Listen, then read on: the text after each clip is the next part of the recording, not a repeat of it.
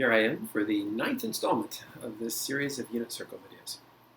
We have, in the previous videos, done, honestly, all the important stuff. We've defined how standard position angles work, how radians work, and the definitions for sine, cosine, and tangent, and the other three trig functions. And now we're just going to apply those ideas in a series of different ways. One typical way to apply it is to learn about three special angles, and I'm going to address those in this video. To introduce them, though, I want you to consider, if you were a math teacher and you wanted to teach kids about all these ideas, one of the things you'd really like to be able to do is to ask them for sines and cosines of things other than angles that hit these four spots. Like, think about these four ordered pairs. You know what they are because that's the unit circle. You also know there are an infinity of other points on this circle. There's an infinity of them. But you don't have any of them memorized. Not one of them. There's no other ordered pair on there. So if I wanted you to memorize a few points on here, and then I could ask you for sines and cosines, right now the only game is to ask those four, and that's boring. So what math teachers decided to do a long time ago was they decided to teach kids a few more points on the unit circle, a few more ordered pairs, so that we could rather maliciously and sneakily ask you questions about them.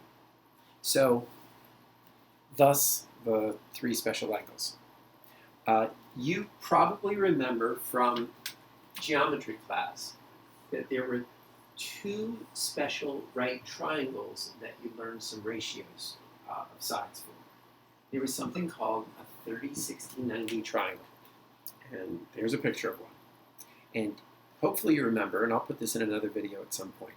I won't go through the details now, but hopefully you remember, if this length is x long, whatever it is, then it always turns out that the hypotenuse is twice as long as that, and it always turns out that this other leg is x root 3 times as much as that one. So this is something you remember. I would like to see, though, where that picture could live in here so that I can maliciously force you to memorize some ordered pairs.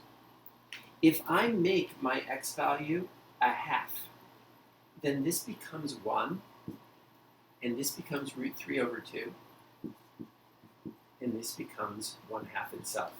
Now, you may not have followed everything I just did there. If you didn't, it's okay. All I'm doing is making a particular 30, 60, 90, and I've rigged it so this length is 1. Why? Because I'd like to see it fitting in here where the radius is 1. So that picture fits right in here.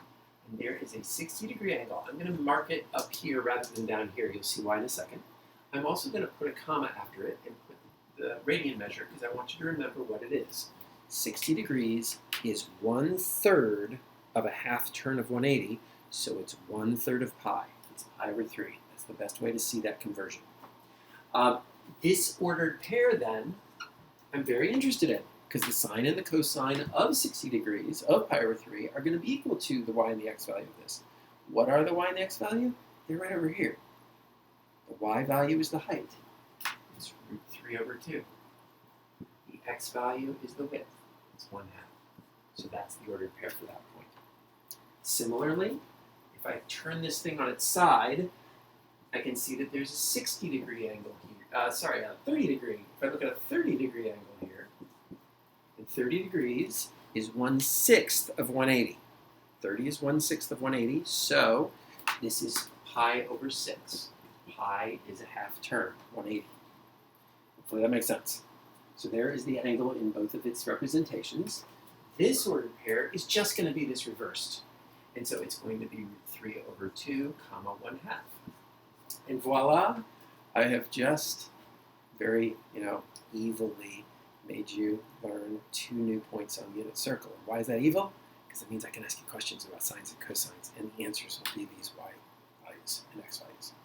Okay, there's one more special triangle that we can use to get things like this. There's a thing called 45, 45, 90, which again I'll make a video about why the units are what they are on this, but it turns out that if this is x long and this is x long and this is x root 2 long, and Again, I'm not going to go into the details of this, but if I try to rig this so this is 1 long, the way to do that is to make x equal to root 2 over 2. Don't worry about it. If I do that, this becomes 1, this becomes root 2 over 2, and this becomes root 2 over 2. And so I can see this thing embedded in this picture, and I'm putting a third angle into this diagram. Now you might think, boy, this is getting busy. There's a good reason to actually put all of these together in one diagram, because you're going to have to memorize it. This ordered pair is root 2 over 2, comma, root 2 over 2, because that's the width and the height on this. And the angle itself is 45 degrees. And do the mental math. 45 is a radian measure. Think about what it is. 45 is how much of a half turn? How much of 180? It's a quarter of it. And therefore, it's a quarter of pi. It's pi over 4. Work on getting good at that kind of thinking. And so this diagram, memorize it. Memorize the whole thing. You need to be able to draw this picture in about 10 seconds. If you can do that, you're going to do really well on certain problems in trig class. So memorize it. Don't actually, here's some really good advice. Don't draw a 30, 60, 90, and a 45, 45, 90 every time that you have to use trig with those angles. If you do, you're wasting your time. Just memorize these ordered pairs and these angle measures. It's a little tricky at first. You do have some work to do. Notice all of these different numbers. They're really complicated looking. That said, there's only 3 different numbers here. There's a root 3 over 2, a half, and a root 2 over 2. You just got to put them in the right places. It's tricky because you got to remember which ones are which on this. There one's this way and one's this way. So you can think about how to do that, but do it. That's my strong advice. Because here are some questions that evil-minded math teachers have made up. They've said things like this. What is, without using a calculator, the cosine of 60 degrees? And the whole trick is that you're supposed to have memorized this diagram and to realize, wait, the cosine of an angle is the x value of the point on the unit circle where the 60-degree angle hits. Oh, it's the x value of this thing. It's just that number. The answer is a half. You put it on your calculator and see, it'll say 0.5. But that's the answer. And I can ask you a whole bunch of questions like this. A second example. I could ask you, what's the sine of 45 degrees? And the sine of 45, you follow the same procedure. You go to the 45-degree angle, you look at the ordered pair, and you think sine is the y value, so it's that number, root 2 over 2. That's the process. It's this picture.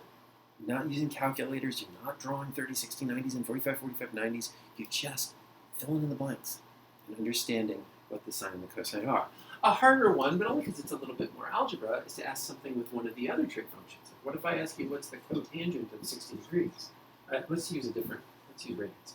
Let's do pi over 6. Cotangent of pi over 6?